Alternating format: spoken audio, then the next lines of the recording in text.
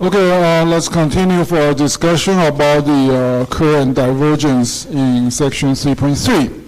In last week, we have derived two equations as shown in these slides. One is the curl of a vector A can be regarded as taking the limit of the closed loop integral of the vector A divided by a small region area, that is delta S, as you can see in the top right corner. So the result is valid as the region delta S, the area approaches to 0. And similarly, the result of the divergence of a vector, that is the that is shown in the bottom right, the divergence of the vector A can be regarded as the division of the closed surface integral of the vector A over the region delta V enclosed by this closed surface, and by taking into the limit that the region, the volume, approaches to 0. Then today we will formally introduce the Stokes theorem and divergence theorem. They can be derived based on the two equations. So in the two equations, we see that by taking the limit of delta S approaches to 0, the closed loop integral of A over a small area can be regarded as the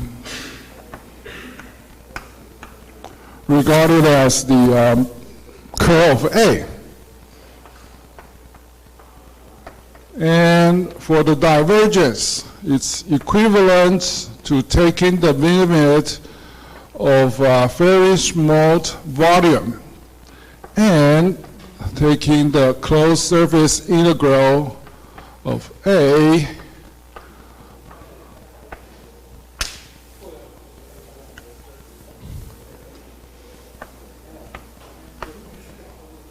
over the volume delta V, all right?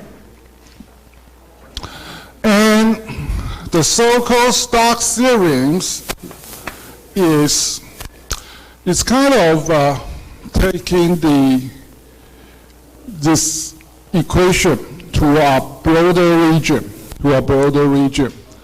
That is the curl of A over a larger region. S equals to the closed loop integral of that region, the contour of that region.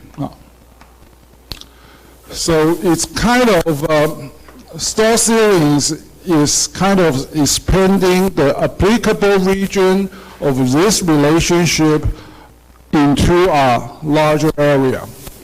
Similarly, divergence regions tells you that the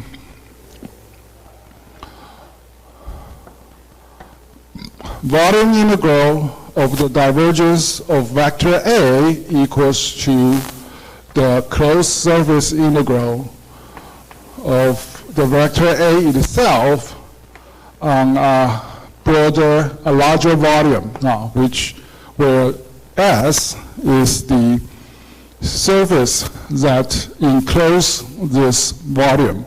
So it's kind of expanding the applicable region of this relationship to a larger region, larger volume, right? And from the perspective of application, it tells you that the closed loop integral and the closed surface integral, which can be a painstaking process for your calculation. It can be turned into simpler operations, even though that it may becomes a two-step process. That is, you need to first take in the special derivative of the vector, like the curl operation in the Stokes theorem and divergence operation in the divergence theorem, then taking the surface integral, where ds is the area enclosed by contour C, and dV is the volume enclosed by the surface, the closed surface S. So that's the where the Stokes theorem and divergence theorems come from, and what are their purpose, what are their objectives, as shown in this slide. So be sure to look at this slide, kind of summarize the cause and the application of Stokes theorem and divergence theorem. And of course, we need to show you some steps, see how the Stokes theorem, this two relationships can be expanded to a larger area. Okay, so let's begin with which equation? Okay, let's begin with this equation. We try to expand this relationship to a broader region, but to be on the safe side, we kind of we still take a very fine segmentation. We still take very fine segmentation. There are still small regions, so the relationship is valid. So as you can see here, for each regions, to the right-hand side is the closed loop integral that encloses this small surface area. So it can be labeled as C1, C2, C3, and C4, and so on and so forth. So the illustration for equation 3.59 is the figure down below. So you can see this larger area comprises many small regions, and each small region has one contour, and the contour is enclosed a small area S that can be the S1, S2, S3, and S4 in this equation. And they have small contour, C1, C2, C3, and C4. And as you can see in this equation, we are taking the closed loop, taking the line integral of the field, which is magnetic field intensity, in this case, H. But in general, this can be any vectors, all right? But anyway, in this equation, we take H, the magnetic field intensity. That is the closed loop integral in this region, which is this contour, and right next to it, you have another closed loop integral of this region. And as you can see, the two closed loop integrals share one common path. There is one common path between the two. This one goes down and this one goes up. And because it's in fact on the same path, the only difference, so they have the same H, the same field, the same magnetic field intensity on this path. The only difference is the direction of the integral, of the line integral.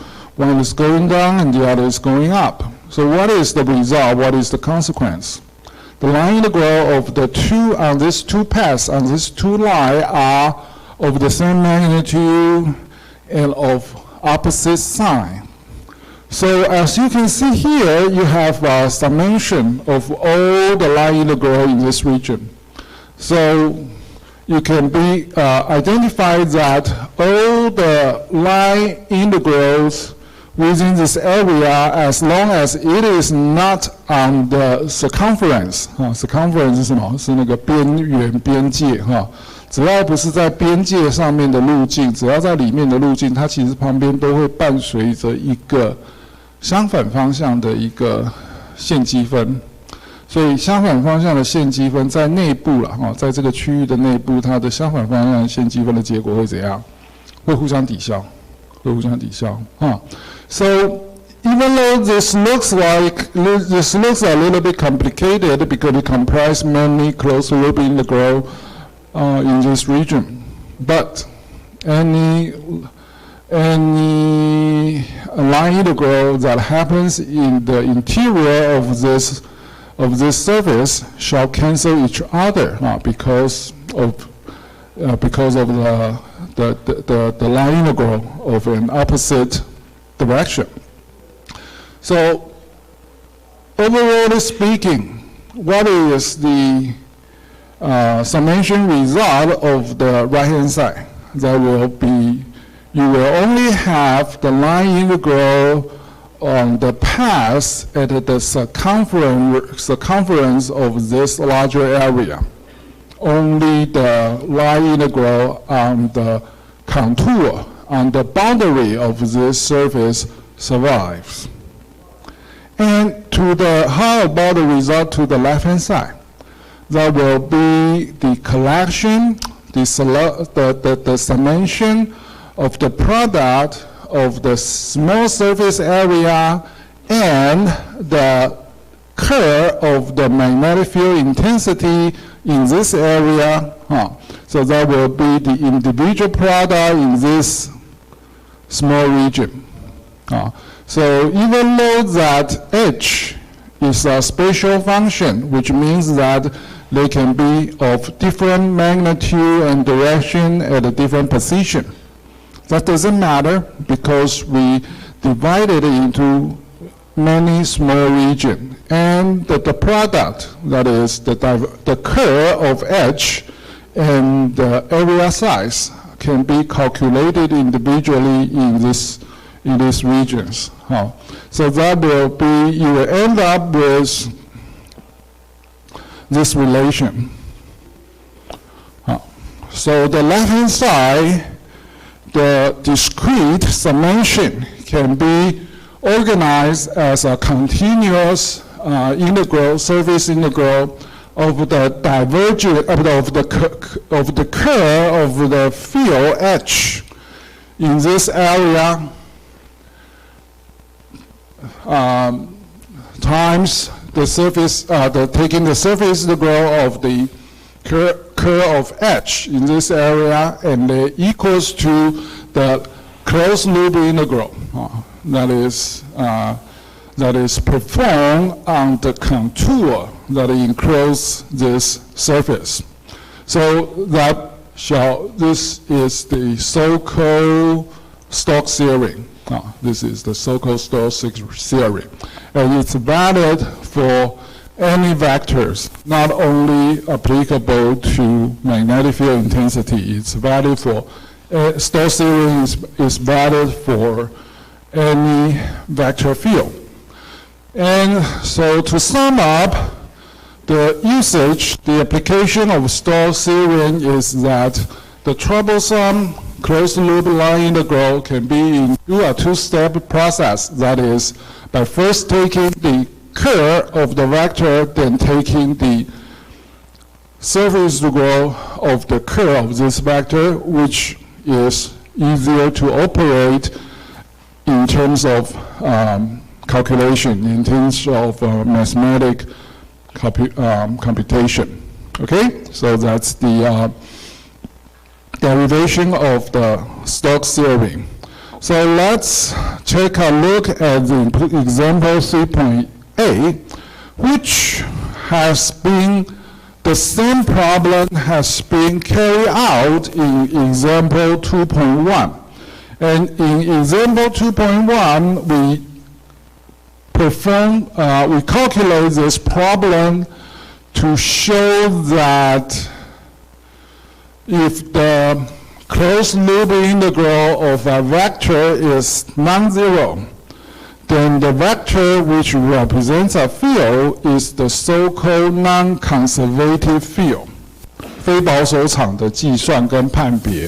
假如说有一个向量 A， 然后我们想要判断它是保守场 （conservative field） 或者是非保守场，那么我们就把这一个向量 A 的所在区域附近作为一个封闭回路线积分。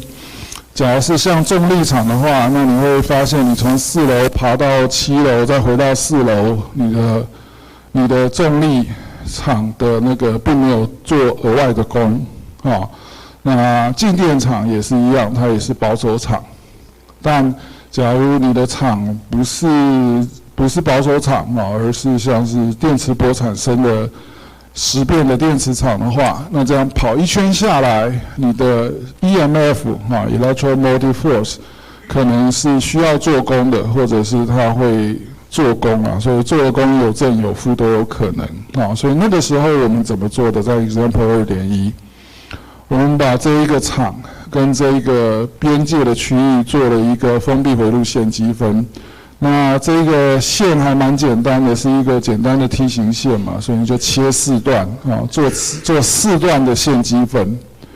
Okay, and in this problem, since we have introduced the tool of curl operation, that is taking the lateral derivative, lateral spatial derivative in terms of the lateral direction for a vector, and we also introduced the Stokes theorem. Then the computation of the closed loop integral of A can be carried out by taking the curl operation, by taking the curl of the vector first, then taking the surface integral. So in this case, the field, the vector field that we are interested in is F, which equals to X, which means the magnitude of F is proportional to the position X, while the direction of the field is pointing toward the positive Y direction. So it's written as XAY. And so the first step is to take in the curl of F. So using the determinant form, as you can see in the slide, we try to take in the derivative of the Y component. As you can see here, you will take in the Fy terms with respect to the X direction, and the result will be placed in the Z direction, and you will take the derivative of Fy term in the Z direction and put it in the X direction. And of course, because Fy only have the X dependence, so we only end up with AZ term and with a constant 1. Okay, so luckily for this case, in this region, the curl of F is a constant 1. So the second step, that is taking the surface integral of the curl of F, is just calculating the surface area of S. That is the area ABCDA. And as you know, this is trapezoidal space, so the area can be computed very quickly. Well, you know the drill. All right. So the area size is just 6. All right. So it's the same result as we have observed in example 2.1.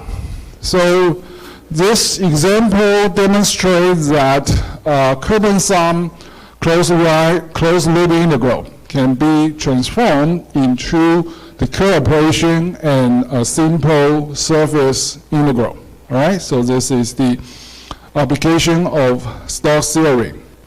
And next, I will try to show you the derivation of the divergence theorem, which will take a similar procedure as we observed for the Stokes theorem.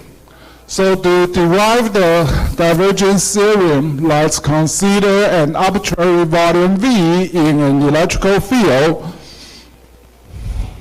region E, electrical field E in a region, and divide this volume into a number of infinitesimal volume, which can be shown as delta V1, delta V2, and delta V3. So they are very tiny cubical area, and each small volume is enclosed by closed surface S1, S2, S3, and S4, so on and so forth. So the equation, that is this one, this equation can be expanded as equation 3.62 as a collection of many small regions, and each small, and to the left hand side is the product of the divergence of the vector times the volume of this small region. That is, so it's the divergence of the vector D times the volume delta V. And to the right is the summation of closed surface integral of each small region that will be D in S1 surface, D in S2 surface, S3 and S4, and so on and so forth. The result of equation 3.62 can be better illustrated with this figure. So, of course, in this figure you see a larger cubical area which comprise many smaller cubes within. And if you take a further look, the right-hand side is the closed loop in the closed surface integral of D in a small region, which means what is the physical interpretation of this equation? It calculates the flux emanating out of this closed surface。所以你计算的是从这个小区域里跑出去的向量值的加总。也就是说，在这一个小小的方块面积里头，比如说这两个面是相邻的，你计算的是这个物理量 D 在这个地方从这个面往右边跑的量。对于这一个封闭面积分的计算来讲，你计算的是这个物理量 D 在右边的这个面往右边跑出去的量的加总。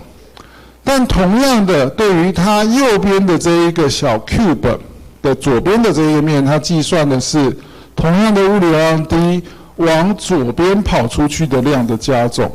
所以这一个 cube 的左边的 cube 的右边面跟右边 cube 的左边面，它们在这一个两个面上面的 D 的物理量 D 的这一个面积分是怎样？面积分的结果会是怎样？大小相同，但是方向相反。所以你在这一个式子积分的式子里头去计算全部内部的小 cube 的这一个物理量 D 的这一个加总的时候，它只要是内部的有相邻的 cube 出现的话，那它的加总的量是会互相抵消的嘛。所以所有内部的面的面积分的成分都会互相抵消，只剩下什么？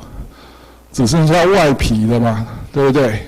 外皮的那个部分往外出去的部分没有被抵消，所以里面的面积分的加总都被抵消，只剩下外皮。那么原来上页 3.59 的那个式子的右半部就可以被 reduce 成一个比较大的区域的封闭面积分，也就是你对应到这个图示里头的这个 S， 也就是外面的这个大 S， 它的封闭面积分。而这个封闭面积分呢，它的式子的左边就是什么？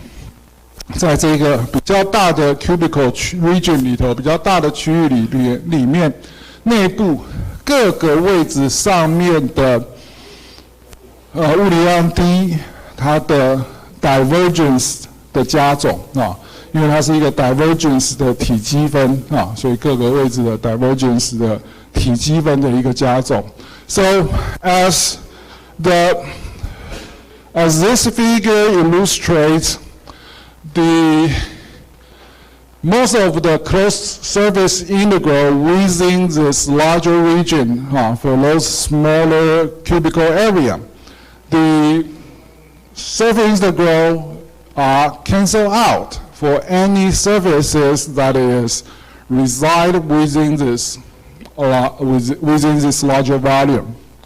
So to the right-hand side, the collection of all the closed surface integral on small volumes can be turned into the closed surface integral on a larger volume. Now, that's only the you're only taking into account the surface integral on the outer surface of this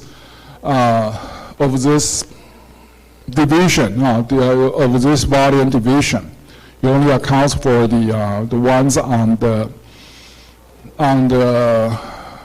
outer surfaces. On the other hand, the volume integral should be carried out individually on each small position, each small region. That will be the divergence of the vector D times the volume size. So that will be the volume integral of the divergence of D. And this relationship can be generalized for any vector. So here we put up a more general expression for the divergence theorem, that is the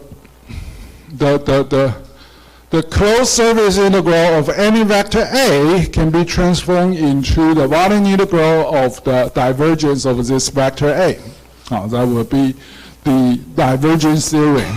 So from the application perspective, divergence theorem tells you that a troublesome closed loop, closed surface integral can be turned into the divergence operation, that is the longitudinal derivative of the vector and the volume integral, our volume integral, which is easier to carry out in general. So next, let's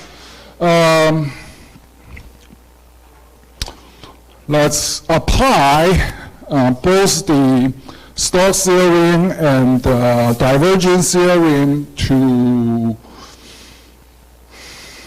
prove vector identity.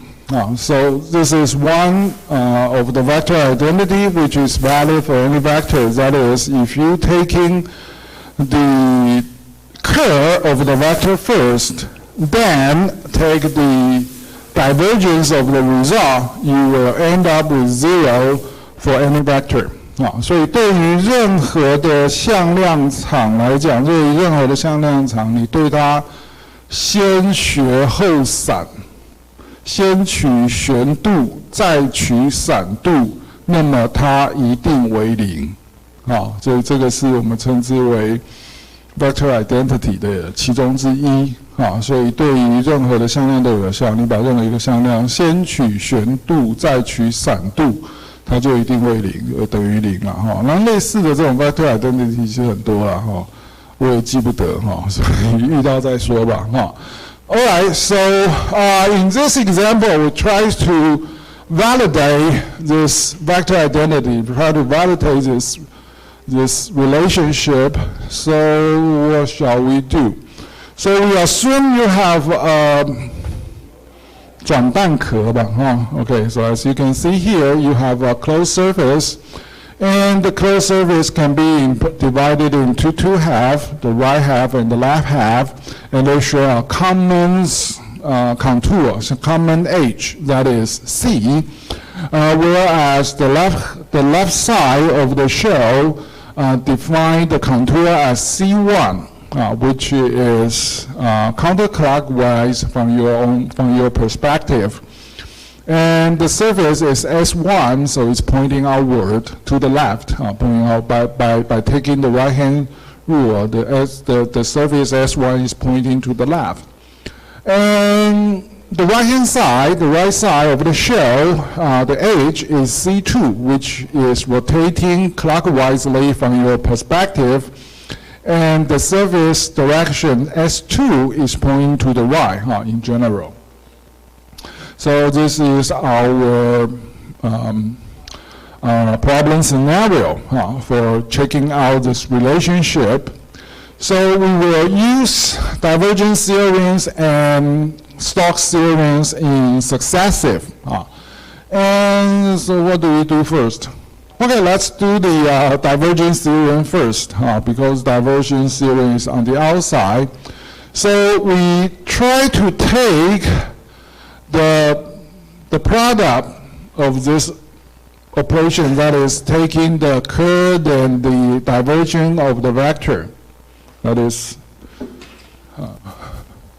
the divergence of the curl of A. Okay, so we take volume integral of this thing at an arbitrary region, which can be the egg shell, as we have seen in the previous slide. So, the first thing is we're taking the volume integral of this thing over a region, over a volume. Then we can immediately apply the divergence theorem, which tells us that this volume integral can be transformed into the closed surface integral of the vector, that is this thing,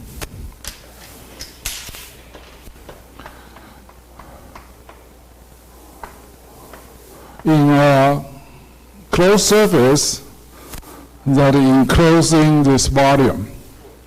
And then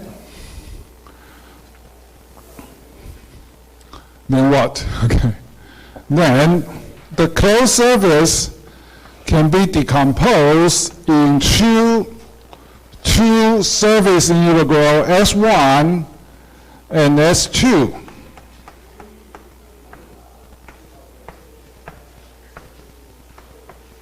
As the summation of the surface integral of S1 and S2, and which are performed on the curl of the vector A.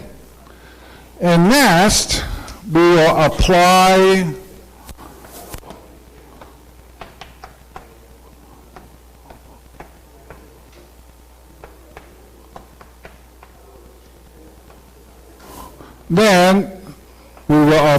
Stokes theorem on the two terms. So the surface integral is transformed into closed loop integral of A along contour C1, and plus the closed loop integral of A along contour C2.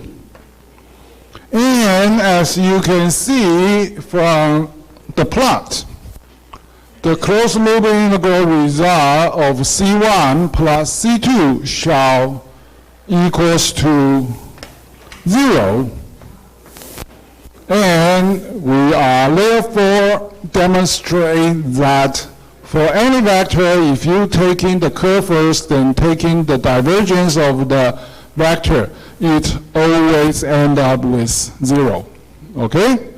So that shall conclude our discussion about section 3.3. All right, that will be the scope of your midterm number 2, from section 2.3 all the way up to section 3.3.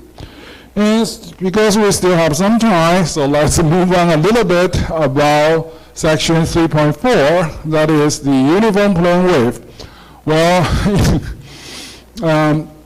in general, this is the most exciting moment for me when teaching electromagnetics, because we shall officially introduce the formation of electromagnetic wave. That is the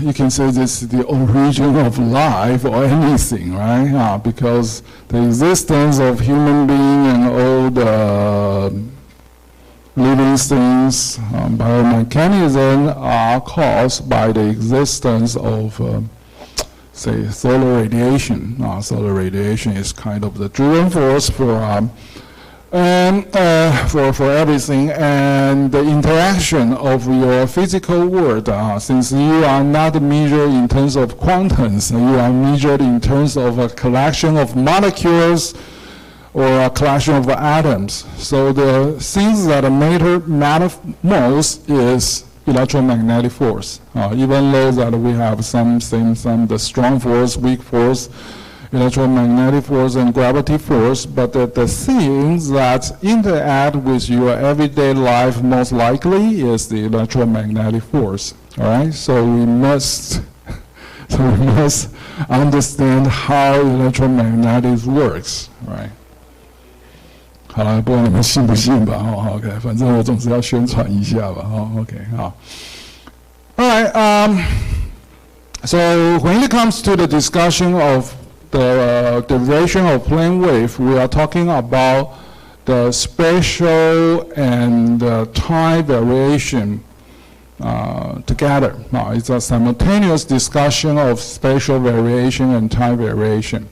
The space variation of electric and magnetic field components are related to the time variation of the magnetic and electric field components in Maxwell equation. So we say electrical field produce, time varying electrical field produce magnetic field difference in space, and time varying magnetic field produce electrical field inhomogeneity in the space. So it can be abbreviated as E goes to H, E produce H and H produce E.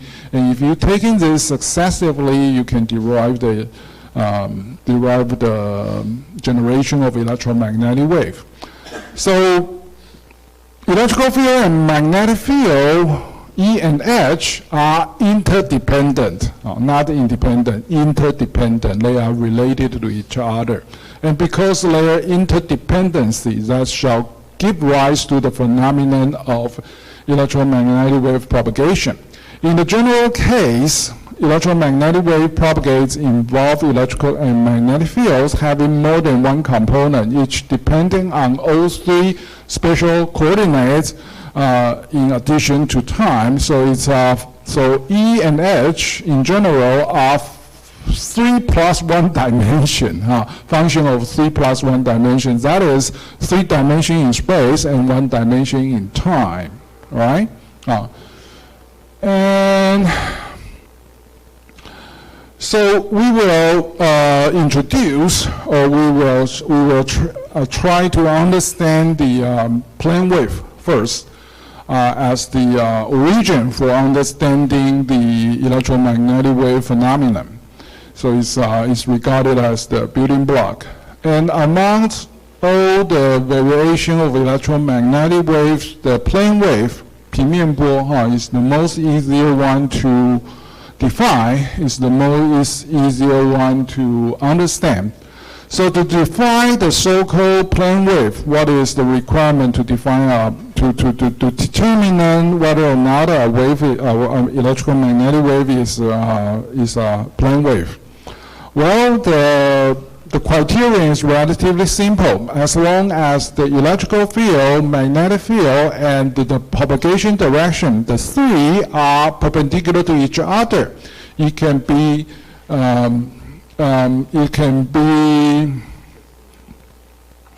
referred to as the plane wave. So easier rule of thumb, well, actually it's a rule of thumb, index finger, and middle finger, right? Okay, so you probably already know that if the thumb direction is the electrical field and the pointing finger direction is the magnetic field, then what is the significance of the middle finger?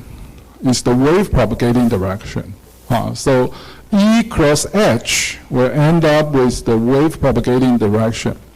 And according to the relationship of the three fingers, you know that H cross propagating direction give you the electrical field direction.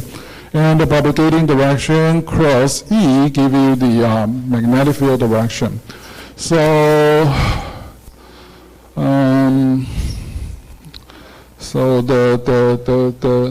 the right-hand rule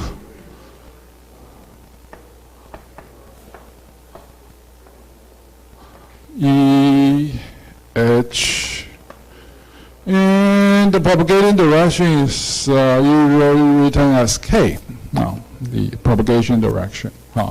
So E cross H will not equals 2. We will produce the cross product will end up with a vector pointing along the K direction. And KH cross K will end up in the E direction, and K cross E is in the H direction, not equal to. You have some constants over there. And if you do the cross product in a reverse order, then you will end up with a negative sign for the result, okay? And to begin our derivation, let's take in the most simpler case, that is the wave is propagating along in which direction according to these functions. Well, the two functions tells that the electrical field is vibrating on the x direction, the magnetic field is vibrating on the y direction, while the two components are propagating along the z direction. So according to the Princess layer, it tells us in the space, this wave is propagating along the z direction. So it involves spatial variation, 空间上的变动 z, and time variation t. So an electromagnetic wave always involve difference, involve interaction in time and spatial domain. All right. Okay. Before we further attempts to derive the so-called plane wave, a thing that we need to clarify is an ideal plane wave is non-exist. Okay, because to produce an ideal plane wave, you will need an infinite source, infinitely large source, which is non-existent in our universe. All right, but the plane wave can be approximated from a point source, from a spherical wave, as long as the observation distance is large enough. Of course, you know that the sunlight on Earth is originated from the sun, which is a point source from the universe, from the perspective of the universe. So from the perspective of the universe, the sun is relatively small. So the radiation from the sun is kind of a spherical wave going outward. Nevertheless, because from our own perspective, from a human's perspective, because the distance from the sun to Earth is so huge, so that the solar radiation impinging upon the Earth's surface is nearly a plane wave. So we can see that the solar irradiance on the surface is about 1,300 watt per unit per square meter 啊，所以一个简单的判断就是说，在地球上面哈，地球上面的那个平均的那个太阳辐射的功率是多少？其实是1300瓦，不少啊，对不对？哦，不少。那当然啊，这个1300瓦是你照在赤道上面的时候哦，但假如说你是照在那个台湾啊，比如照在北回归线嘉义那边的话，那个1300瓦就要乘上什么？乘上那个 cosine theta 的那个角度啊，cosine 23.5度，所以它会是1300乘以0.8多吧，所以不过那也有1100瓦了，所以当然越接近赤道，那个太阳能的那个量就越多嘛，只要你跑到像北欧那个纬度大概60度的话，那就是1300瓦乘上cosine60度就是1半不到所以春天一到那个太阳一出来，就看到北欧人赶快脱光光跑去晒太阳这样Alright, so even though that there is no ideal plane wave, but we know that in our everyday life, as long as the distance is large enough, a spherical wave can be approximated into planar wave. Therefore, many wave propagation or even though the wave transmission theory are established on the analysis of plane wave, because plane wave are more easier to operate mathematically. All right. And, well, unfortunately, we have only a few minutes left, so I'll probably stop here. Well, good luck for your midterm too. Okay. 好了。